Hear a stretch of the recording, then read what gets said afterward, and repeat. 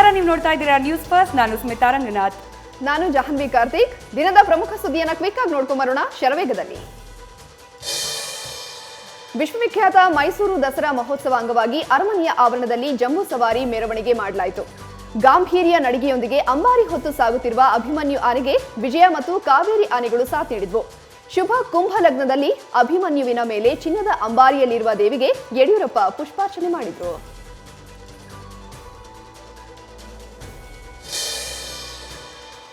ದಸರಾ ಅಂದ್ರೆ ಮೊದಲು ನೆನಪಾಗೋದೇ ಜಂಬೂ ಸವಾರಿ. ಈ ಜಂಬೂ ಸವಾರಿ ಸಾಗುವ ವೇಳೆ ಮತ್ತಷ್ಟು ರಂಗು ನೀಡೋದು ಕಲಾ ತಂಡಗಳು. ಆದರೆ ಕೊರೋನಾ ಕಾರಣಕ್ಕೆ ಈ ಬಾರಿ ಕೇವಲ 6 ತಂಡಗಳಿಗೆ ಮಾತ್ರ ಭಾಗವಹಿಸೋಕೆ ಅವಕಾಶ ನೀಡಲಾಗಿತ್ತು. ಅದರಲ್ಲಿ ವೀರಗಾಸೆ ತಂಡ ಎಲ್ಲರ ಪ್ರಮುಖ ಆಕರ್ಷಣೆಯಾಗಿತ್ತು. ಕಳೆದ 25 ವರ್ಷಗಳಿಂದ ಪ್ರದರ್ಶನ ನೀಡ್ತಾ ಇರೋ ಏಕೈಕ ತಂಡವಾಗಿದ್ದು ಈ ಬಾರಿ ಕೂಡ ಪ್ರದರ್ಶನ ನೀಡಿದೆ. ಇನ್ನು ವಿಭಿನ್ನ ವಿಶಿಷ್ಟ ವೇಷಭೂಷಣ ತೊಟ್ಟಿರುವ ಕಲಾ ತಂಡ ಎಲ್ಲರ ಕಣ್ಮನ ಸೆಳೀತಾ ಇದೆ.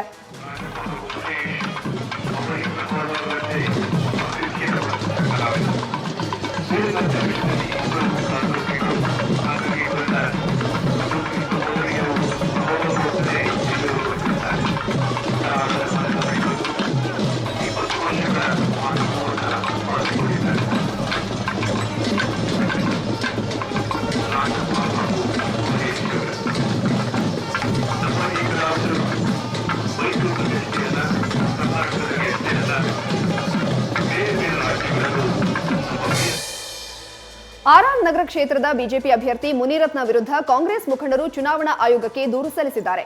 ಆರ್ಆರ್ ನಗರದ ಬಿಜೆಪಿ ಅಭ್ಯರ್ಥಿಯು ಮತದಾರರಿಗೆ ಆಮಿಷ ಒಡ್ತಾ ಇದ್ದಾರೆ ಎಂದು ಆಯೋಗಕ್ಕೆ ದೂರು ನೀಡಲಾಗಿದೆ.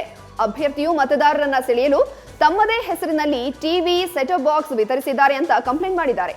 ಇನ್ನು ಈ ಬಗ್ಗೆ ಬಿಜೆಪಿ ಅಭ್ಯರ್ಥಿ ಮುನಿರತ್ನ ವಿರುದ್ಧ ಚುನಾವಣಾ ಆಯೋಗ ಕ್ರಮ ಕೈಗೊಳ್ಳಬೇಕು ಅಂತ ಮಾಜಿ ಸಂಸದ ಬಿಎಸ್ ಉಗ್ರಪ್ಪ ಕೆಪಿಸಿಸಿ ಕಾರ್ಯಾಧ್ಯಕ್ಷ ಸಲೀಂ ಅಹಮದ್ ನೇತೃತ್ವದ ನಿಯೋಗ ಆಗ್ರಹಿಸಿದೆ. ಇನ್ನು ಬೆಂಗಳೂರಿನ ಆರ್ಆರ್ ನಗರ ಕ್ಷೇತ್ರದ ಕಾಂಗ್ರೆಸ್ ಅಭ್ಯರ್ಥಿ ಕುಸುಮ ಇವತ್ತು ರಾಜರಾಜೇಶ್ವರಿ ದೇವಸ್ಥಾನದಲ್ಲಿ ಉರುಳು ಸೇವೆಯನ್ನ ಮಾಡಿದ್ದಾರೆ.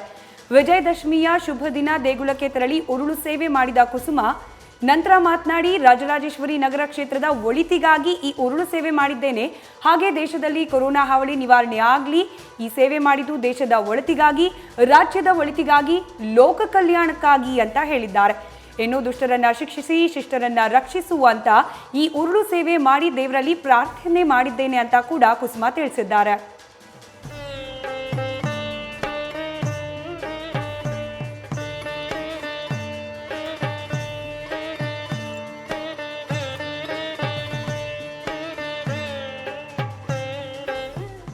ನಾಡಿನ ಎಲ್ಲ ಜನರಿಗೂ, ಆರ್ಆರ್ ನಗರದ ಎಲ್ಲ ನನ್ನ ಕ್ಷೇತ್ರದ ಜನರಿಗೂ ವಿಜಯದಶಮಿ ಹಬ್ಬದ ಶುಭಾಶಯಗಳು. ಆ ದೇವರು ಚಾಮುಂಡೇಶ್ವರಿ ಹಾಗೂ ರಾಜರಾಜೇಶ್ವರಿ ತಾಯಿ ಎಲ್ರಿಗೂ ಆಯುರ, ಆರೋಗ್ಯ, ಐಶ್ವರ್ಯ, ಸುಖ, ಶಾಂತಿ, ನೆಮ್ಮದಿ. ಯಾದಗಿರಿ ಜಿಲ್ಲೆಯಲ್ಲಿಂದು ವಿಪಕ್ಷ ನಾಯಕ ಸಿದ್ದರಾಮಯ್ಯ ಪ್ರವಾಹ ಪ್ರದೇಶದ ವೀಕ್ಷಣೆಯನ್ನ ಮಾಡಿದರು. ನಂತರ ಮಾತನಾಡಿದ ಅವರು, ಪ್ರವಾಹ ಹಾಗೂ ಅತಿವೃಷ್ಟಿ ಬಗ್ಗೆ ಸಿಎಂಗೆ ಪತ್ರ ಬರೆಯುತ್ತೇನೆ, ಹಾಗೆ ಈ ವಿಚಾರವಾಗಿ ಸದನ ಕರೆಯಲು ಒತ್ತಾಯಿಸುತ್ತೀನಿ ಅಂತ ಹೇಳಿದ್ರು. ರಾಜ್ಯದ 23 ಜಿಲ್ಲೆಗಳಲ್ಲಿ ಅಧಿಕ ಮಳೆಯಾಗಿದೆ. ಇದರಿಂದ ಹೆಚ್ಚಿನ ನೀರು ಭೀಮಾ ನದಿಗೆ ಹರಿದು ಬಂದಿರೋದ್ರಿಂದ ಪ್ರವಾಹ ಉಂಟಾಗಿದೆ. ಜಿಲ್ಲೆಯಲ್ಲಿ ಈವರೆಗೆ 45,000 ಹೆಕ್ಟೇರ್ ಪ್ರದೇಶದಲ್ಲಿ ಹಾನಿಯಾದ ಬಗ್ಗೆ ಅಂದಾಜಿಸಲಾಗಿದೆ. ಹೀಗಾಗಿ ಹಿಂಗಾರು ಬಿತ್ತನೆ ಮಾಡಲು ಸಹ ಸಾಧ್ಯವಾಗ್ತಾ ಇಲ್ಲ. ಇಷ್ಟೆಲ್ಲ ಅವಾಂತರವಾದರೂ ಸರ್ಕಾರ ಪ್ರವಾಹವನ್ನ ಗಂಭೀರವಾಗಿ ತೆಗೆದುಕೊಂಡಿಲ್ಲ. ಕೇಂದ್ರ ಮತ್ತು ರಾಜ್ಯ ಸರ್ಕಾರ ನಯಾ ಪೈಸೆ ಹಣವನ್ನ ಬಿಡುಗಡೆ ಮಾಡಿಲ್ಲ.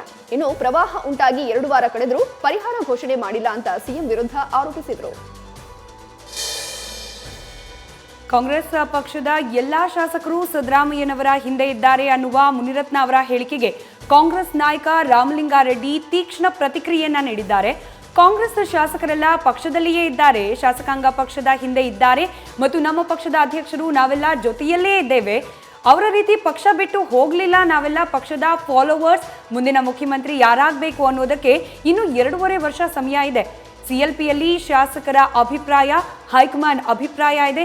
ಇನ್ನು 2.5 ವರ್ಷ ಆದ್ಮೇಲೆ ಕಾಂಗ್ರೆಸ್ನವರೇ ಸಿಎಂ ಆಗ್ತಾರೆ, ಅದನ್ನ ಆಗಿನ ಶಾಸಕರು ತೀರ್ಮಾನ ಮಾಡ್ತಾರೆ ಅಂತ ಸ್ಪಷ್ಟನೆ ನೀಡಿದ್ದಾರೆ. ರಾಜ್ಯದ 2 ವಿಧಾನಸಭಾ ಕ್ಷೇತ್ರಗಳಿಗೆ ನವೆಂಬರ್ 3ರಂದು ಉಪಚುನಾವಣೆ ನಡೆಯಲಿದೆ. ಈ ಹಿನ್ನೆಲೆ ಶಿರಾ ಹಾಗೂ ರಾಜರಾಜೇಶ್ವರಿ ನಗರ ಕ್ಷೇತ್ರಗಳಲ್ಲಿ ಮುಖ್ಯಮಂತ್ರಿ ಯಡಿಯೂರಪ್ಪ ತಲಾ 1 ದಿನ ಪ್ರಚಾರ ನಡೆಸಲಿದ್ದಾರೆ.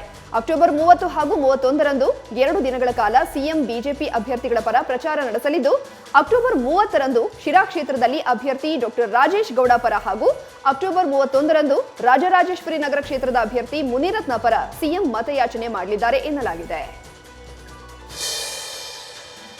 ನಕಲಿ ವೋಟರ್ ಐಡಿ ಪ್ರಕರಣದ ಬಗ್ಗೆ ಸಂಸದ ಡಿಕೆ ಸುರೇಶ್ ಅವರು ರಾಜರಾಜೇಶ್ವರಿ ನಗರದ ಬಿಜೆಪಿ ಅಭ್ಯರ್ಥಿ ಮುನಿರತ್ನ ವಿರುದ್ಧ ವಾಗ್ದಾಳಿ ನಡೆಸಿದ್ರು. ಮುನಿರತ್ನ ಮೇಲೆ ವೋಟರ್ ಐಡಿ ಅಕ್ರಮದ ಆರೋಪ ಇದೆ, ಕೋರ್ಟ್ನಲ್ಲಿ ಅವರ ವಿರುದ್ಧ ಕೇಸ್ ಇದೆ, ಇದರ ಬಗ್ಗೆ ಚುನಾವಣಾ ಆಯೋಗಕ್ಕೆ ತಿಳಿಸಿದ್ದೇವೆ ಅಂತ ಹೇಳಿದ್ರು. ಡಿಕೆ ಶಿವಕುಮಾರ್ ವಿರುದ್ಧ ಕೇಸ್ ದಾಖಲು ಮಾಡ್ತೇವೆ ಅಂತ ಮುನಿರತ್ನ ಹೇಳಿಕೆ ನೀಡಿದ್ದಕ್ಕೆ ಪ್ರತಿಕ್ರಿಯೆ ನೀಡಿದ ಡಿಕೆ ಸುರೇಶ್, ಮುನಿರತ್ನ ಅವರು ಡಿಕೆಶಿ ವಿರುದ್ಧ 100 ಕೇಸ್ ಹಾಕ್ಲಿ, ಬಿಜೆಪಿಯವರೇ ಮುನಿರತ್ನ ನೀಚ ಅಂತ ಈ ಮೊದಲು ಹೇಳಿದ್ದಾರೆ. ಮುನಿರತ್ನ ವೋಟರ್ ಐಡಿ ಪ್ರಿಂಟ್ ಮಾಡ್ತಾನೆ ಅಂತ ಪ್ರಧಾನಿ ಮೋದಿ ಅವರೇ ಈ ಹಿಂದೆ ಹೇಳಿದ್ದಾರೆ. ಕಾಂಗ್ರೆಸ್ನಿಂದ ಮುನಿರತ್ನ ವಿರುದ್ಧದ ದಾಖಲೆಗಳನ್ನು ಬಿಡುಗಡೆ ಮಾಡ್ತೇವೆ ಅಂತ ಸಂಸದ ಡಿಕೆ ಸುರೇಶ್ ಹೇಳಿದ್ದಾರೆ. ಬಿಜೆಪಿ ನಾಯಕರ ವಿರುದ್ಧ ಮಾಜಿ ಸಚಿವ ಚಲುವರಾಯಸ್ವಾಮಿ ವಾಗ್ದಾಳಿ ನಡೆಸಿದ್ರು. ಕಾಂಗ್ರೆಸ್ ಪಕ್ಷ ಶಾಂತಿ ಕದಡುವ ಯತ್ನ ಮಾಡ್ತಾ ಇದೆ ಎಂಬ ಮುನಿರತ್ನ ಹೇಳಿಕೆಗೆ ತಿರುಗೇಟು ನೀಡಿರುವ ಚಲುವರಾಯಸ್ವಾಮಿ, ಗಲಾಟೆ ಮಾಡೋರೇ ಬಿಜೆಪಿಗರು, ಅವ್ರ ಮೇಲೆ ತಾನೇ ಎಲ್ಲ ಆರೋಪಗಳಿರೋದು, ಹೊಡೆಸಿಕೊಳ್ಳುವ ಮೊದಲೇ ಎಫ್ಐಆರ್ ಹಾಕ್ಸೋರು ಅವರು ಅಂತ ಹೇಳಿದ್ರು. ಇನ್ನು ಜಾತಿ ರಾಜಕಾರಣದ ಬಗ್ಗೆ ಮಾತನಾಡಿದ ಚಲುವರಾಯಸ್ವಾಮಿ, ಡಿಕೆ ಶಿವಕುಮಾರ್ ಹಾಗೂ ಸಿದ್ದರಾಮಯ್ಯ ಅವರು ಜಾತಿ ಹೆಸರಲ್ಲಿ ರಾಜಕಾರಣ ಮಾಡ್ತಾ ಇದ್ದಾರೆ ಅಂತ ಬಿಜೆಪಿಗರು ಸುಮ್ಮನೆ ಆರೋಪಿಸ್ತಾ ಇದ್ದಾರೆ. ಜಾತಿ ಹೆಸರಲ್ಲಿ ರಾಜಕಾರಣ ಮಾಡ್ತಾ ಇರೋದು ಸಣ್ಣ ಪುಟ್ಟ ಪಕ್ಷಗಳು, ಪ್ರಾದೇಶಿಕ ಪಕ್ಷಗಳು. ಅಸ್ತಿತ್ವವನ್ನ ಉಳಿಸಿಕೊಳ್ಳೋಕೆ ಪ್ರಾದೇಶಿಕ ಪಕ್ಷ ಜಾತಿ ಬಳಸಿ ರಾಜಕಾರಣ ಮಾಡ್ತಾ ಇದೆ ಅಂತ ಪರೋಕ್ಷವಾಗಿ ಜೆಡಿಎಸ್ಗೆ ಚಲುವರಾಯಸ್ವಾಮಿ ಟಾಂಗ್ ಕೊಟ್ರು. ಇನ್ನು ಬೆಂಗಳೂರಿನಲ್ಲಿ ಅನಧಿಕೃತ ಕಾನೂನು ಬಾಹಿರ ಜಾಹೀರಾತು ಫಲಕಗಳನ್ನು ತೆರವುಗೊಳಿಸುವಂತೆ ಬಿಬಿಎಂಪಿ ಕಮಿಷನರ್ ಮಂಜುನಾಥ್ ಪ್ರಸಾದ್ ಆದೇಶ ಹೊರಡಿಸಿದ್ದಾರೆ.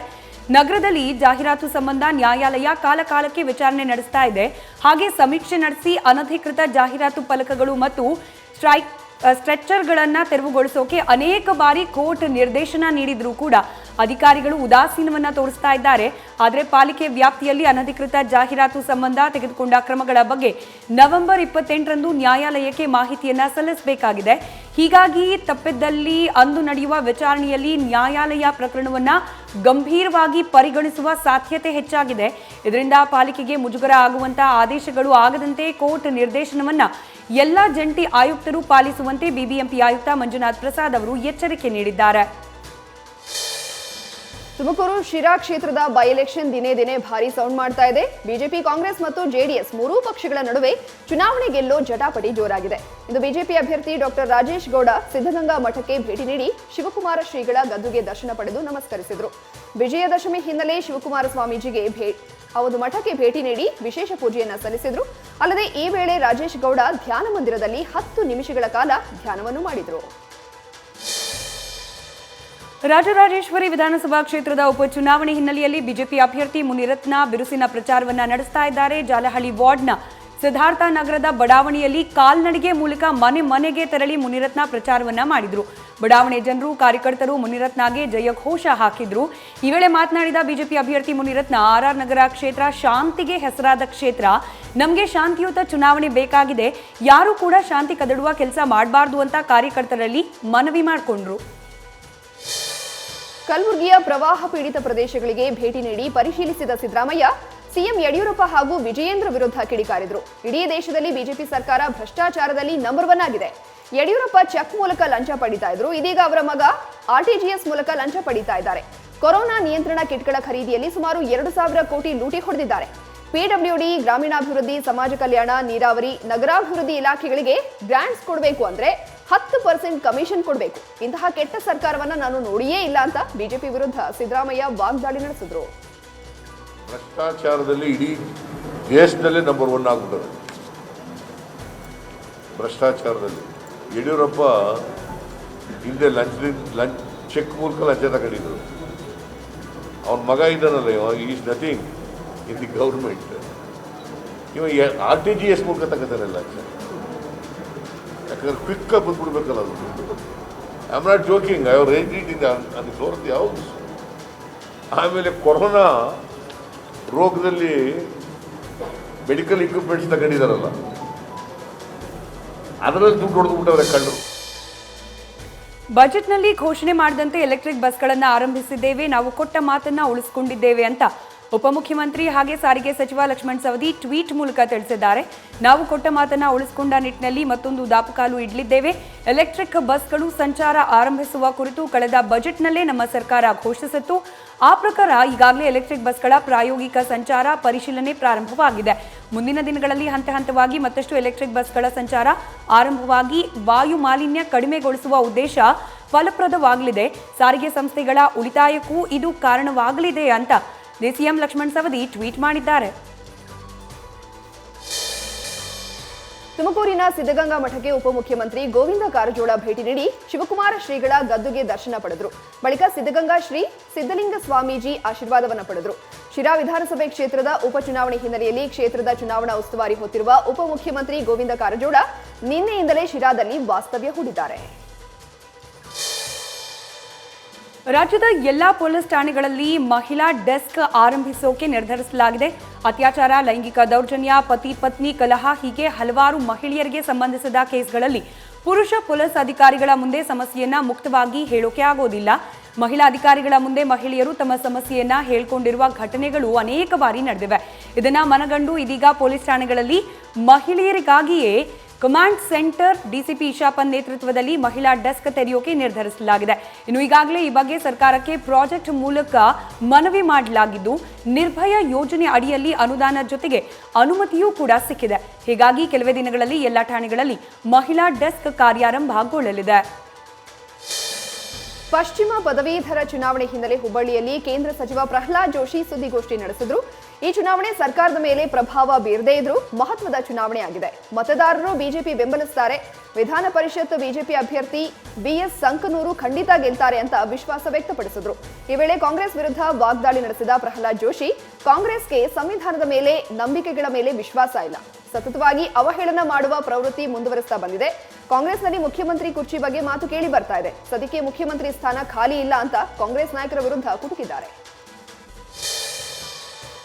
ವಿಧಾನ ಪರಿಷತ್ ಚುನಾವಣೆಗೆ ಬಿಎಸ್ ಸಂಕನೂರು ಬಿಜೆಪಿ ಅಭ್ಯರ್ಥಿಯಾಗಿದ್ದಾರೆ. ಕ್ಷೇತ್ರದೆಲ್ಲೆಡೆ ಸಂಚರಿಸಿ ಗಮನಿಸಿದ್ದೇನೆ. ಈ ಬಾರಿ ಸಂಕನೂರು ನಿಶ್ಚಿತವಾಗಿ ಗೆಲುವು ಸಾಧಿಸುತ್ತಾರೆ ಅಂತ ಬೃಹತ್ ಮತ್ತು ಕೈಗಾರಿಕೆ ಸಚಿವ ಜಗದೀಶ್ ಶೆಟ್ಟರ್ ಹೇಳಿಕೆ ನೀಡಿದ್ದಾರೆ.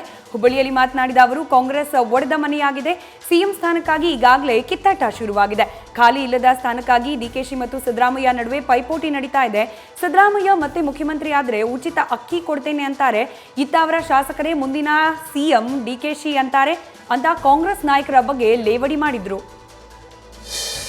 ಪ್ರತಿಷ್ಠೆಯಾಗಿ ಪರಿಣಮಿಸಿರುವ ರಾಜರಾಜೇಶ್ವರಿ ನಗರ ಹಾಗೂ ಶಿರಾ ವಿಧಾನಸಭಾ ಕ್ಷೇತ್ರಗಳ ಉಪಚುನಾವಣೆಯಲ್ಲಿ ಶತಾಯಗತಾಯ ಗೆಲ್ಲಲು ಬಿಜೆಪಿ, ಕಾಂಗ್ರೆಸ್, ಜೆಡಿಎಸ್ ಪ್ರಯತ್ನ ನಡೆಸಿವೆ. ಈ ಹಿನ್ನೆಲೆಯಲ್ಲಿ ಬಿಜೆಪಿ ಅಭ್ಯರ್ಥಿ ಮುನಿರತ್ನರನ್ನ ಗೆಲ್ಲಿಸಲು ಕ್ಷೇತ್ರದಲ್ಲಿ ಬಿಜೆಪಿ ನಾಯಕರ ದಂಡೆ ಪ್ರಚಾರದಲ್ಲಿ ತೊಡಗಿದೆ. ಇದೀಗ ಚುನಾವಣಾ ಅಖಾಡಕ್ಕೆ ಮುಖ್ಯಮಂತ್ರಿ ಬಿಎಸ್ ಯಡಿಯೂರಪ್ಪ ಅವರು ಎಂಟ್ರಿ ಕೊಡಲು ಸಜ್ಜಾಗಿದ್ದಾರೆ. ಎರಡೂ ಕ್ಷೇತ್ರಗಳಲ್ಲೂ ಒಂದೊಂದು ದಿನ ಪ್ರಚಾರ ನಡೆಸಲಿರುವ ಬಿಎಸ್ವೈ ಅಕ್ಟೋಬರ್ 30ರಂದು ಶಿರಾ ಕ್ಷೇತ್ರದಲ್ಲಿ ಅಭ್ಯರ್ಥಿ ಡಾಕ್ಟರ್ ರಾಜೇಶ್ ಗೌಡ ಪರವಾಗಿ, ಅಕ್ಟೋಬರ್ 31ರಂದು ರಾಜರಾಜೇಶ್ವರಿ ನಗರ ಕ್ಷೇತ್ರದ ಅಭ್ಯರ್ಥಿ ಮುನಿರತ್ನ ಪರ ಸಿಎಂ ಮತಯಾಚನೆ ಮಾಡಲಿದ್ದಾರೆ. ನವೆಂಬರ್ 3ರಂದು ಈ ಎರಡೂ ಕ್ಷೇತ್ರಗಳಿಗೆ ಉಪಚುನಾವಣೆ ನಡೆಯಲಿದೆ. ದಾರಿಯಲ್ಲಿ ಸುಮ್ಮನೆ ಬರ್ತಿದ್ದ ಕಾಡು ಕೋಣವನ್ನ ಕೆಣಕಿ ಸ್ಥಳೀಯರು ಫಜೀತಿಗೆ ಸಿಲುಕಿದ ಘಟನೆ ಚಿಕ್ಕಮಗಳೂರಿನಲ್ಲಿ ನಡೆದಿದೆ. ಜಿಲ್ಲೆಯ ಕೊಪ್ಪ ತಾಲೂಕಿನ ಕಲ್ಲೂರು ಗ್ರಾಮದ ಬಳಿ ಕೋಣವೊಂದು ತನ್ನ ಪಾಡಿಗೆ ತಾನು ತೆರಳುತ್ತಾ ಇದ್ದದನ್ನ ಅಲ್ಲಿಯೇ ಇದ್ದ ಸ್ಥಳೀಯರು ಸುಮ್ಮನಿರದೆ ಕೋಣವನ್ನ ಕೆಣಕಿದ್ದಾರೆ. ಇದರಿಂದ ಸ್ಥಳೀಯರ ಕೂಗಿಗೆ ರೊಚ್ಚಿಗೆದ್ದ ಕೋಣ ಏಕಾಏಕಿ ಜನರ ಮೇಲೆ ದಾಳಿ ಮಾಡೋಕೆ ಮುಂದಾಗಿದೆ. ಇದರಿಂದ ಭಯಗೊಂಡ ಜನರು ಅಲ್ಲಿಯೇ ಇದ್ದ ಅಂಗಡಿಯೊಂದರಲ್ಲಿ ನುಗ್ಗಿ ಬಚಾವಾಗಿದ್ದಾರೆ.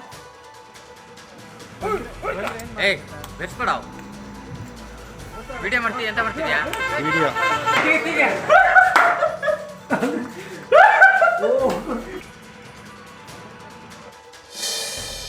ನವರಾತ್ರಿ ಪ್ರಯುಕ್ತ ಆಯೋಜಿಸಿದ್ದ ಕರೋಕೆ ಮ್ಯೂಸಿಕ್ ಸಂಜೆಯಲ್ಲಿ ಸ್ವಾಮೀಜಿ ಒಳಗೆ ಸೇರಿದ್ರೆ ಗುಂಡು ಹುಡುಗಿ ಆಗುವಳು ಗಂಡು ಎನ್ನುವ ಹಾಡಿಗೆ ಯದ್ವಾ ತದ್ವಾ ಕುಣಿದು ಕುಪ್ಪಳಿಸಿದ್ದಾರೆ.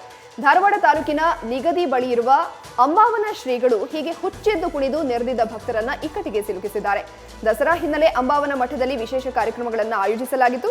ಆದರೆ ಶನಿವಾರ ನಡೆದ ಕರೋಕೆ ಕಾರ್ಯಕ್ರಮದಲ್ಲಿ ಸ್ವಾಮೀಜಿ ತಾನು ಸ್ವಾಮಿ ಅನ್ನೋದನ್ನೇ ಮರೆತು ಹುಚ್ಚೆದ್ದು ಕುಣಿದಿದ್ದಾರೆ. ಸದ್ಯ ಪ್ರವಚನ ಹಾಗೂ ಉತ್ತಮ ಸಂದೇಶಗಳನ್ನ ನೀಡಬೇಕಿದ್ದ ಸ್ವಾಮೀಜಿಯೇ ಹೀಗೆ ಅಸಭ್ಯ ವರ್ತನೆ ತೋರಿದ್ರೆ ಹೇಗೆ ಅನ್ನೋ ಪ್ರಶ್ನೆ ಜನರಲ್ಲಿ ಮೂಡ್ತಾ ಇದೆ.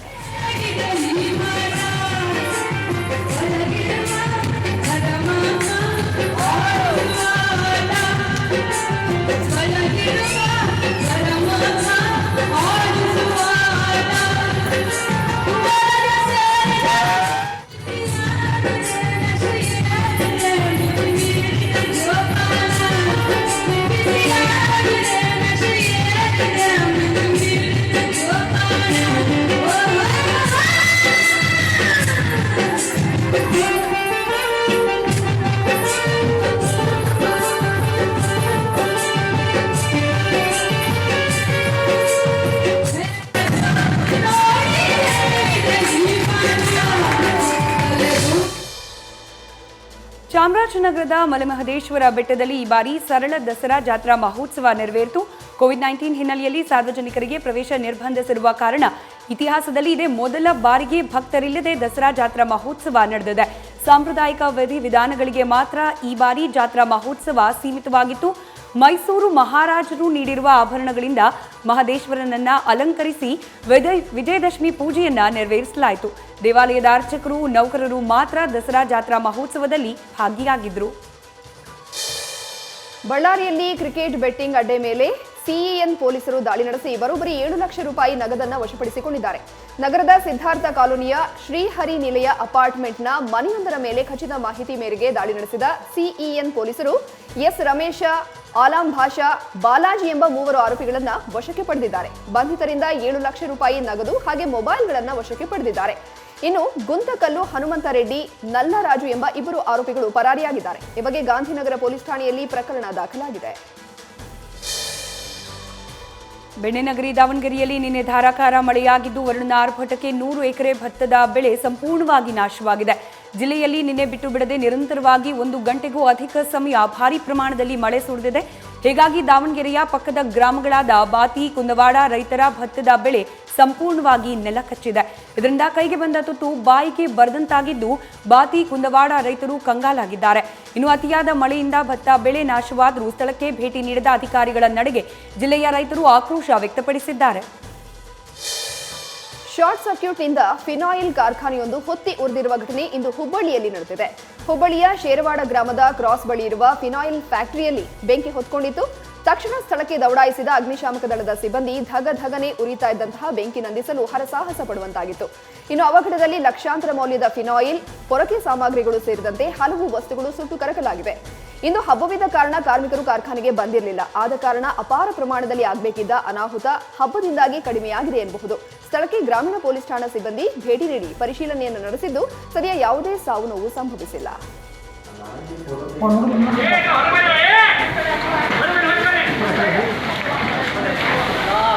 ಅದರ ಮೊದಲ ಬೆಂಕಿ ಜಾಡು ಅದ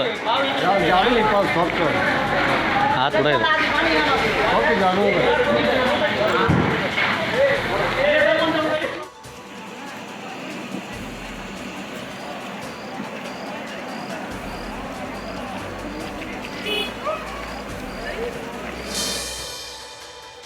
ದೇಶದಾದ್ಯಂತ ಇವತ್ತು ಹೊಸದಾಗಿ 45,148 ಜನರಿಗೆ ಕೊರೋನಾ ತಗುಲಿದ್ದು ಒಟ್ಟು ಸೋಂಕಿತರ ಸಂಖ್ಯೆ 79,11,104ಕ್ಕೆ ಏರಿಕೆಯಾಗಿದೆ. ಕಳೆದ 24 ಗಂಟೆಗಳಲ್ಲಿ 480 ಜನ ಕೊರೋನಾದಿಂದಾಗಿ ಸಾವನ್ನಪ್ಪಿದ್ದಾರೆ. ಇದುವರೆಗೂ ಮಹಾರಾಷ್ಟ್ರದಲ್ಲಿ 16,45,020, ಆಂಧ್ರಪ್ರದೇಶದಲ್ಲಿ 8,07,023 ಜನರಿಗೆ ಸೋಂಕು ತಗುಲಿದೆ. ನಂತರದ ಸ್ಥಾನದಲ್ಲಿರುವ ಕರ್ನಾಟಕದಲ್ಲಿ 8,02,817 ಜನರಿಗೆ ಕೊರೋನಾ ಪಾಸಿಟಿವ್ ವರದಿಯಾಗಿದೆ. ದೇಶದಲ್ಲಿ ಇದುವರೆಗೆ 71,37,228 ಜನ ಗುಣಮುಖರಾಗಿ ಆಸ್ಪತ್ರೆಯಿಂದ ಡಿಸ್ಚಾರ್ಜ್ ಆಗಿದ್ದು ಇದುವರೆಗೂ ಕೊರೋನಾ 1,19,057 ಜನರನ್ನ ಬಲಿ ಪಡೆದಿದೆ. ಇನ್ನು ವಿಶ್ವದಲ್ಲಿ ಇದುವರೆಗೂ 4,34,44,457 ಜನರಿಗೆ ಕೊರೋನಾ ಮಹಾಮಾರಿ ವಕ್ಕರಿಸಿದೆ. ಕೊರೋನಾದಿಂದ ಇದುವರೆಗೂ 11,60,529 ಜನರು ಮೃತಪಟ್ಟಿದ್ದು 3,19,57,901 ಜನರು ಗುಣಮುಖರಾಗಿದ್ದಾರೆ. ಒಟ್ಟಾರೆ ಸದ್ಯ ಜಗತ್ತಿನಲ್ಲಿ 1,03,26,027 ಸಕ್ರಿಯ ಪ್ರಕರಣಗಳಿವೆ. ಕೊರೋನಾ ಪೀಡಿತ ದೇಶಗಳಲ್ಲಿ ಭಾರತ 2ನೇ ಸ್ಥಾನದಲ್ಲಿದ್ದು ಅಮೆರಿಕ ಮೊದಲ ಸ್ಥಾನದಲ್ಲಿದೆ. ಇನ್ನು ಭಾರತದ ನಂತರದ ಸ್ಥಾನದಲ್ಲಿ ಬ್ರೆಜಿಲ್, ರಷ್ಯಾ ಮತ್ತು ಫ್ರಾನ್ಸ್ ದೇಶಗಳಿವೆ. ಈಗಿನ ಕಾಲದ ಮಕ್ಕಳು ಸಾಮಾಜಿಕ ಜಾಲತಾಣಗಳಲ್ಲೇ ಹೆಚ್ಚು ಸಮಯವನ್ನ ಕಳೀತಾ ಇರ್ತಾರೆ. ಓದಿನತ್ತ ಹೆಚ್ಚು ಗಮನ ಹರಿಸೋದಿಲ್ಲ ಅನ್ನೋ ಆರೋಪ ಕೇಳಿಬರೋದು ಸಾಮಾನ್ಯ. ಆದರೆ ಕೃತಕ ಬುದ್ಧಿಮತ್ತತೆಯ ಮೂಲಕ ನಿಮ್ಮ ಮಗು ಶಿಕ್ಷಣದಲ್ಲಿ ಯಾವ ಮಟ್ಟದ ಪ್ರಗತಿ ಸಾಧಿಸಿದೆ ಅನ್ನೋದನ್ನ ಅಳೆಯುವುದಕ್ಕೆ ಸಾಮಾಜಿಕ ಜಾಲತಾಣಗಳ ಪೋಸ್ಟ್ಗಳನ್ನೇ ಆಧಾರವಾಗಿ ಇರಿಸಿಕೊಳ್ಳೋಕೆ ತಂತ್ರಜ್ಞಾನವನ್ನ ರಷ್ಯಾದ ವಿಜ್ಞಾನಿಗಳು ಕಂಡುಹಿಡಿದಿದ್ದಾರೆ. ಮಕ್ಕಳು ಸಾಮಾಜಿಕ ಜಾಲತಾಣಗಳಲ್ಲಿ ಹೇಗೆಲ್ಲ ಪೋಸ್ಟ್ ಹಾಕ್ತಾರೆ ಅನ್ನೋದರ ಆಧಾರದಲ್ಲಿ ಶೈಕ್ಷಣಿಕ ಪ್ರಗತಿಯನ್ನು ಅಳೆಯಲಾಗುತ್ತೆ. ಮ್ಯಾಥಮೆಟಿಕಲ್ ಟೆಕ್ಚುಯಲ್ ಅನಾಲಿಸಿಸ್ ಬಳಸಿಕೊಂಡು ಪೋಸ್ಟ್ಗಳಲ್ಲಿನ ಶಬ್ದಕೋಶಗಳನ್ನು ದಾಖಲಿಸಿ ಪ್ರತಿಯೊಂದು ಪದ, ಚಿಹ್ನೆ, ಪೋಸ್ಟ್ನ ಉದ್ದ ಹಾಗೂ ಪದಗಳ ರಚನೆಯನ್ನ ವಿಶ್ಲೇಷಿಸಿ ಮಕ್ಕಳ ಬುದ್ಧಿವಂತಿಕೆ ಹಾಗೆ ಪ್ರಗತಿಯನ್ನ ಅಂದಾಜು ಮಾಡಬಹುದಾಗಿದೆ ಎನ್ನಲಾಗಿದೆ. ನಿಯಮ ಉಲ್ಲಂಘಿಸಿದ ಕಾರಣ ಗೂಗಲ್ ತನ್ನ ಆಂಡ್ರಾಯ್ಡ್ ಪ್ಲೇ ಸ್ಟೋರ್ ಇಂದ 3 ಮಕ್ಕಳ ಆಪ್ಗಳನ್ನು ತೆಗೆದುಹಾಕಿದೆ. ವಿಶೇಷ ಏನಂದ್ರೆ ಟೆಕ್ ಕ್ರಂಚ್ ಪ್ರಕಾರ ಈ 3 ಆಪ್ಗಳು ಬಹಳಷ್ಟು ಗ್ರಾಹಕರು ಹಾಗೂ 20 ಮಿಲಿಯನ್ಗಿಂತ ಹೆಚ್ಚು ಡೌನ್ಲೋಡ್ಸ್ ಹೊಂದಿದೆ ಅಂತ ಹೇಳಲಾಗ್ತಾ ಇದೆ. ಇನ್ನು 3 ಮಕ್ಕಳು ಆಪ್ಗಳಾದ ಪ್ರಿನ್ಸೆಸ್ ಸಲೂನ್, ನಂಬರ್ ಕಲರಿಂಗ್ ಮತ್ತು ಕ್ಯಾಟ್ಸ್ ಮತ್ತು ಕೋಸ್ ಪ್ಲೇ ಗ್ರಾಹಕರ ಆಂಡ್ರಾಯ್ಡ್ ಐಡಿ ಮತ್ತು ಗ್ರಾಹಕರ ಆಂಡ್ರಾಯ್ಡ್ ಜಾಹೀರಾತುಗಳ ಐಡಿಗಳನ್ನು ಸಂಗ್ರಹಿಸ್ತಾ ಇದ್ದ ಕಾರಣ ಇದು ಗೂಗಲ್ನ ಡಾಟಾ ಸಂಗ್ರಹಣಾ ನಿಯಮಗಳ ಉಲ್ಲಂಘನೆಯಾಗಿತ್ತು. ಆದ್ದರಿಂದ ಈ 3 ಆಪ್ಗಳನ್ನು ಗೂಗಲ್ನಿಂದ ತೆಗೆಯಲಾಗಿದೆ. ಹಾಗೆ ನಮ್ಮ ಯಾವುದೇ ನಿಯಮಗಳನ್ನು ಯಾವುದೇ ಆಪ್ ಉಲ್ಲಂಘಿಸಿದಲ್ಲಿ ಅದನ್ನು ಗೂಗಲ್ನಿಂದ ತಕ್ಷಣ ತೆಗೆಯಲಾಗುವುದೆಂದು ಗೂಗಲ್ನ ವಕ್ತಾರ ತಿಳಿಸಿದ್ದಾರೆ. ಫೇಸ್ಬುಕ್ ಖರೀದಿಸಿರುವ ವಾಟ್ಸ್ಆಪ್ ಗ್ರಾಹಕರನ್ನ ಸೆಳೆಯೋಕೆ ಹಾಗೆ ಗ್ರಾಹಕರ ಗೌಪ್ಯತೆಯನ್ನ ಕಾಪಾಡೋಕೆ ಕೆಲವು ವಿಭಿನ್ನ ಪ್ರಯತ್ನಗಳನ್ನ ಮಾಡ್ತಾ ಇದೆ. ವಾಟ್ಸ್ಆಪ್ನಲ್ಲಿ ಪ್ರಸ್ತುತ ನಡೀತಾ ಇರುವ ಗ್ರೂಪ್ ಕಾಲ್ಗೆ ಫೋನ್ಗೆ ಬಂದಿರುವ ಮಿಸ್ ಕಾಲ್ ಇಂದ ಸೇರುವ ವಿಶೇಷವಾದ ವೈಶಿಷ್ಟ್ಯಗಳನ್ನು ಅಳವಡಿಸುವ ತಂತ್ರಜ್ಞಾನವನ್ನ ತಯಾರು ಮಾಡ್ತಾ ಇದೆ. ಇದರ ಜೊತೆಗೆ ವಾಟ್ಸ್ಆಪ್ನಲ್ಲಿ ಬಳಕೆದಾರರ ಬಯೋಮೆಟ್ರಿಕ್ ಅಥೆಂಟಿಫಿಕೇಶನ್ ಬಳಸೋಕೆ ಚಿಂತನೆ ಕೂಡ ಮಾಡಲಾಗ್ತಿದೆ ಎನ್ನಲಾಗ್ತಿದೆ. ಇನ್ನು ಈ ವಿಶೇಷ ವೈಶಿಷ್ಟ್ಯಗಳು ವಾಟ್ಸ್ಆಪ್ ಬಳಕೆದಾರರನ್ನ ಹೆಚ್ಚಿಸಲಿದ್ದು ಹಾಗೂ ಈಗಾಗಲೇ ಆ್ಯಪ್ ಬಳಸ್ತಾ ಇರುವ ಬಳಕೆದಾರರಿಗೆ ಯೂಸರ್ ಫ್ರೆಂಡ್ಲಿ ಆಗಿರಲಿದೆ. ಕೊರೋನಾ ಸೋಂಕು ಭಾರತಕ್ಕೆ ಬಂದಾಗಿನಿಂದ ದೇಶದಲ್ಲಿ ಸಾಕಷ್ಟು ಬದಲಾವಣೆಗಳು ಆಗ್ತಿವೆ. ಆತ್ಮನಿರ್ಭರ್ ಭಾರತದತ್ತ ನಮ್ಮ ದೇಶ ಹೆಚ್ಚಾಗಿ ಸಾಗ್ತಾ ಇರೋದು ಜನರು ಹೆಮ್ಮೆ ಪಡುವಂತಹ ಸಂಗತಿ. ಇನ್ನು ಕೊರೋನಾದಿಂದಾಗಿ ನಮ್ಮ ದೇಶಕ್ಕೆ ಆಮದು ಆಗ್ತಾ ಇದ್ದ ಅನೇಕ ಉತ್ಪನ್ನಗಳನ್ನ ಇಲ್ಲಿಯೇ ತಯಾರಿಸುವಲ್ಲಿ ಭಾರತ ಮುಂದಾಗಿದೆ. ಅದರಂತೆಯೇ ನಮ್ಮ ದೇಶದ ಹೆಮ್ಮೆ ಆಗಿರುವ ಅಡಿಕೆಗಳ ತಯಾರಿಕೆಯಲ್ಲೂ ಭಾರತ ಸಾಕಷ್ಟು ಬದಲಾವಣೆಗಳನ್ನ ತಂದಿದೆ. ಇಂದು ಮಧ್ಯಮ, ಸಣ್ಣ ಮತ್ತು ಅತಿ ಸಣ್ಣ ಉದ್ಯಮಗಳ ಸಚಿವಾಲಯ ಟ್ವಿಟರ್ನಲ್ಲಿ ವಿಶೇಷವಾದ ವಿಡಿಯೋ ಬಿಟ್ಟಿದ್ದು ಇದರಲ್ಲಿ ನಮ್ಮ ಭಾರತದ ಹೆಮ್ಮೆ ಎದ್ದು ಕಾಣಿಸ್ತಾ ಇದೆ. सुंदर है, सस्ते हैं, लाखों शिल्पकार और कारीगर इन्हें बनाते हैं. आइए इन त्योहारों में अपने खिलौनों से खेलें, अपनों के चेहरे खिलाएं. हम इनके साथ हैं, क्या आप भी हैं? ನಾಸಾ ಇವತ್ತು ತಾನು ಕಂಡುಹಿಡಿದಿರುವ ನಿಗೂಢ ಚಂದ್ರನ ಬಗ್ಗೆ ಕೆಲವು ಕುತೂಹಲಕಾರಿ ವಿಷಯಗಳನ್ನು ಹಂಚಿಕೊಳ್ಳಲಿದೆ ಅಂತ ತಿಳಿಸಿದೆ. ಸ್ಟ್ರಾಟೋಸ್ಪಿಯರ್ ಅಬ್ಸರ್ವೇಟರಿ ಫಾರ್ ಇನ್ಫ್ರಾರೆಡ್ ಆಸ್ಟ್ರೋನಮಿಯಲ್ಲಿ ಕಂಡುಬಂದಿರುವ ಈ ವಿನೂತನ ಆವಿಷ್ಕಾರವನ್ನು ಇವತ್ತು ರಾತ್ರಿ 9:30ಕ್ಕೆ ತಿಳಿಸಲಾಗುತ್ತೆ ಅಂತ ಅಮೆರಿಕದ ಬಾಹ್ಯಾಕಾಶ ಸಂಸ್ಥೆ ಮಾಹಿತಿ ನೀಡಿದೆ. 2024ರಲ್ಲಿ ನಾಸಾ ಮೊದಲ ಮಹಿಳೆಯನ್ನ ಚಂದ್ರನ ಅಂಗಳಕ್ಕೆ ಕಳುಹಿಸೋಕೆ ತಯಾರಿ ಮಾಡ್ತಾ ಇದೆ. ಹಾಗೆ 2030ರ ಒಳಗೆ ಮಂಗಳ ಗ್ರಹದಲ್ಲಿ ಮಾನವ ಪರಿಶೋಧನೆಯನ್ನ ಮಾಡೋಕೆ ಸಿದ್ಧವಾಗ್ತಾ ಇದೆ. ಆದ ಕಾರಣ ಇವತ್ತು ಹೊರಬರುವ ಈ ವಿನೂತನ ಆವಿಷ್ಕಾರದ ಮಾಹಿತಿ ನಾಸಾದ ಮುಂದಿನ ಪ್ರಯತ್ನಗಳಿಗೆ ಸಹಾಯ ಆಗಲಿದೆ ಅಂತ ತಿಳಿಸಲಾಗಿದೆ. ವಿಜಯ್ ಮಲ್ಯರ ಯುನೈಟೆಡ್ ಬ್ರೇವರೀಸ್ ಹೋಲ್ಡಿಂಗ್ಸ್ ಲಿಮಿಟೆಡ್ ಸಲ್ಲಿಸಿದ ಅರ್ಜಿಯನ್ನ ಸುಪ್ರೀಂ ಕೋರ್ಟ್ ತಿರಸ್ಕರಿಸಿದೆ. ಕರ್ನಾಟಕ ಹೈಕೋರ್ಟ್ ನೀಡಿರುವ ಆದೇಶವನ್ನು ಬದಲಾಯಿಸಿ ಕಿಂಗ್ ಫಿಶರ್ ಏರ್ಲೈನ್ಸ್ ಲಿಮಿಟೆಡ್ನ ಸಾಲಗಳನ್ನು ಮರುಪಾವತಿ ಮಾಡುವುದಕ್ಕಾಗಿ ಯುಬಿಎಚ್ಎಲ್ ಕಂಪನಿಯನ್ನ ಮುಚ್ಚುವುದಕ್ಕೆ ಅನುಮತಿ ನೀಡಬೇಕೆಂದು ಸುಪ್ರೀಂ ಕೋರ್ಟ್ಗೆ ಸಲ್ಲಿಸಿದ ಅರ್ಜಿಯಲ್ಲಿ ಮನವಿ ಮಾಡಲಾಗಿತ್ತು. ಆದರೆ ಯುಬಿಎಚ್ಎಲ್ನ ಅರ್ಜಿಯನ್ನ ಕೋರ್ಟ್ ತಿರಸ್ಕರಿಸಿದ್ದು ಯುಬಿ ಗ್ರೂಪ್ನ 102 ವರ್ಷಗಳ ಮಾತೃ ಸಂಸ್ಥೆ ಮುಚ್ಚುವುದನ್ನು ತಡೆಗಟ್ಟಲಾಗಿದೆ. ಇನ್ನು ಈಗಾಗಲೇ ಮಲ್ಯರಿಂದ 3,600 ಕೋಟಿ ರೂಪಾಯಿಗಳನ್ನು ವಶಪಡಿಸಿಕೊಳ್ಳಲಾಗಿದೆ. ಆದರೆ ಇನ್ನು 11,000 ಕೋಟಿ ರೂಪಾಯಿಗಳನ್ನು ಮಲ್ಯ ಹಾಗೂ ಯುಬಿಎಚ್ಎಲ್ನಿಂದ ಪಡೆಯಬೇಕಿರುವುದು ಬಾಕಿ ಇದೆ ಅಂತ ಹೇಳಿ ಕೋರ್ಟ್ಗೆ ವಕೀಲರು ಮಾಹಿತಿ ನೀಡಿದ್ದಾರೆ. ಅಮೆರಿಕ ಭಾರತ ವಿದೇಶಾಂಗ ಹಾಗೂ ರಕ್ಷಣಾ ಸಚಿವರ 3ನೇ ಮಹತ್ವದ ಮಾತುಕತೆ ನಾಳೆ ದೆಹಲಿಯಲ್ಲಿ ನಡೆಯಲಿದ್ದು ಇದಕ್ಕಾಗಿ ಅಮೆರಿಕ ರಕ್ಷಣಾ ಕಾರ್ಯದರ್ಶಿ ಮೈಕಲ್ ಪಾಂಪಿಯೋ ಮತ್ತು ಅಮೆರಿಕ ವಿದೇಶಾಂಗ ಸಚಿವ ಮಾರ್ಕ್ ಎಸ್ಪರ್ ಇವತ್ತು ದೆಹಲಿಗೆ ಆಗಮಿಸಿದ್ದಾರೆ. ಈ ವೇಳೆ ಇಬ್ಬರಿಗೂ ಭಾರತ ರಕ್ಷಣಾ ಸಚಿವರ ಸಮ್ಮುಖದಲ್ಲಿ ಗಾರ್ಡ್ ಆಫ್ ಆನರ್ ನೀಡಿ ಗೌರವಿಸಲಾಗಿದೆ. ಇನ್ನು ನಾಳೆ ನಡೆಯುವ 2+2 ಮಾತುಕತೆಯಲ್ಲಿ ದ್ವಿಪಕ್ಷೀಯ ಸಂಬಂಧಗಳು ಮತ್ತು ಭದ್ರತಾ ಸಹಕಾರ ಬಲವರ್ಧನೆ ಕುರಿತು ಸಮಾಲೋಚನೆ ನಡೆಯಲಿದ್ದು ಇದರಲ್ಲಿ ರಕ್ಷಣಾ ಸಚಿವ ರಾಜನಾಥ್ ಸಿಂಗ್, ವಿದೇಶಾಂಗ ಸಚಿವ ಜೈಶಂಕರ್ ಅವರು ಭಾರತವನ್ನು ಪ್ರತಿನಿಧಿಸಲಿದ್ದಾರೆ. ಜಮ್ಮು ಕಾಶ್ಮೀರಕ್ಕೆ ಈ ಹಿಂದೆ ಇದ್ದ ರಾಜ್ಯ ಧ್ವಜವನ್ನ ಮರಳಿ ಅಧಿಕೃತಗೊಳಿಸುವವರೆಗೂ ತಾವು ರಾಷ್ಟ್ರಧ್ವಜ ಹಾರಿಸುವಂತಿಲ್ಲ ಅಂತ ಹೇಳಿ ಪಿಡಿಪಿ ಮುಖ್ಯಸ್ಥೆ ಮೆಹಬೂಬಾ ಮುಫ್ತಿ ಹೇಳಿಕೆಗೆ ಆಕ್ರೋಶ ಭುಗಿಲೆದ್ದಿದೆ. ಈಗಾಗಲೇ ಮುಫ್ತಿ ಹೇಳಿಕೆ ಖಂಡಿಸಿ ಜಮ್ಮುವಿನಲ್ಲಿರುವ ಪಿಡಿಪಿ ಕಚೇರಿಗೆ ಮುತ್ತಿಗೆ ಹಾಕಿದ ಬಿಜೆಪಿ ಕಾರ್ಯಕರ್ತರು ಕಚೇರಿ ಮುಂಭಾಗ ಭಾರತದ ತ್ರಿವರ್ಣ ಧ್ವಜ ಹಾರಿಸಿದ್ರು. ಇದೀಗ ರಾಷ್ಟ್ರಧ್ವಜದ ಕುರಿತಾದ ಮೆಹಬೂಬಾ ಮುಫ್ತಿ ಹೇಳಿಕೆಯನ್ನು ಖಂಡಿಸಿ ಪಿಡಿಪಿ ಪಕ್ಷದ 3 ಹಿರಿಯ ನಾಯಕರು ಪಕ್ಷ ತ್ಯಜಿಸಿದ್ದಾರೆ. ಮುಫ್ತಿ ಹೇಳಿಕೆ ಖಂಡಿಸಿ ಪಿಡಿಪಿ ಹಿರಿಯ ನಾಯಕರಾದ ಟಿಎಸ್ ಭಜ್ವಾ, ವೇದ್ ಮಹಾಜನ್ ಹಾಗೂ ಹುಸೇನ್ ವಫಾ ಪಕ್ಷಕ್ಕೆ ರಾಜೀನಾಮೆಯನ್ನು ನೀಡಿದ್ದಾರೆ. ನಾವು ಭಾರತದ ಆಡಳಿತದೊಂದಿಗೆ ಅದೆಷ್ಟೇ ಭಿನ್ನಾಭಿಪ್ರಾಯ ಹೊಂದಿರಬಹುದು, ಆದರೆ ಭಾರತದ ತ್ರಿವರ್ಣ ಧ್ವಜದೊಂದಿಗೆ ಕಳಚಲಾರದ ಸಂಬಂಧವನ್ನು ಹೊಂದಿದ್ದೇವೆ. ನಮಗೆ ಭಾರತದ ತ್ರಿವರ್ಣ ಧ್ವಜ ಮಾತ್ರವೇ ಎಲ್ಲದಕ್ಕಿಂತಲೂ ಮಿಗಿಲಾದುದು ಅಂತ ಹೇಳಿ ರಾಜೀನಾಮೆ ನೀಡಿರುವ ನಾಯಕರು ಹೇಳಿದ್ದಾರೆ. ಇವತ್ತಿನ ಶರವೇಗ. ಈಗ ದಸರಾ ವಿಶೇಷ ಕಾರ್ಯಕ್ರಮ ಪ್ರಸಾರವಾಗುತ್ತೆ. ಕ್ಷಣ ಕ್ಷಣದ ಮಾಹಿತಿಗಾಗಿ ನೋಡ್ತಾ ಇರಿ ನ್ಯೂಸ್ ಫಸ್ಟ್, ಪ್ರತಿ ಕ್ಷಣ ನಿಮ್ಮೊಂದಿಗೆ.